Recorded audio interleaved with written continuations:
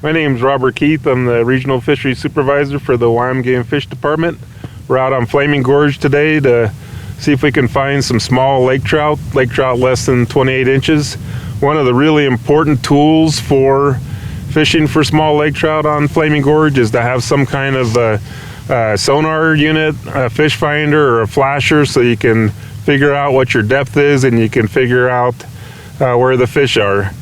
We find that typically you're looking between 40 and 60 feet for these small fish, and the sonar helps you find that depth really quickly. As you walk off the ice, you just keep checking holes until you find the depth you're looking for.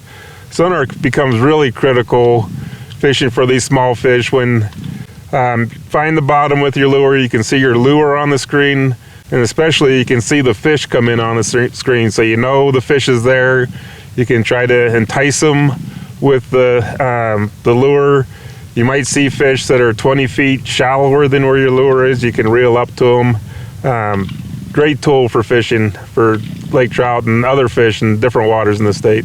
Okay, so this is a typical setup I use for fishing for lake trout. I've drilled 3 holes, got my sonar in the middle hole so we can see the lures, and the 2 holes adjacent to it. I fish the 2 rods because I can have 1 rod dead sticking. I've got a spoon on this rod. I've got a tube jig on this rod. You know, I'm sitting here, I'm watching for fish coming in. If I don't see fish, sometimes I'll drop my lure down to the bottom, get it on the bottom and just shake it a little bit, because lake trout are right on the bottom, and then I'll lift up the lure and sometimes jig it aggressively, seeing how the fish respond. Other times I'll just put the rod on my knee and just keep it really still, because sometimes that's what they're looking for.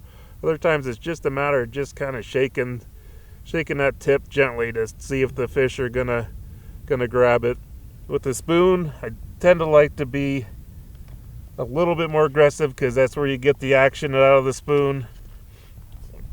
If the fish isn't taking the tube jig that I just presented to it, I'll grab my spoon rod and give that a couple good jigs to get that spoon fluttering. You got to watch your line, because you're sitting here and you're jigging it, you see a fish down there on your sonar, and all of a sudden your line stops going down. You're like, why isn't my line going down? Well, that fish has grabbed it in mid-flutter, and you lift up, you feel a little tension, you set the hook. Same thing with the spoon. A lot of times I like to just drop it all the way to the bottom, let it lay there for a second, and lift it up, see if a fish will follow it, or just keep it on the bottom while I'm not seeing fish, and then I can grab it, lift it up past the fish, and a lot of times they'll grab it as it goes by.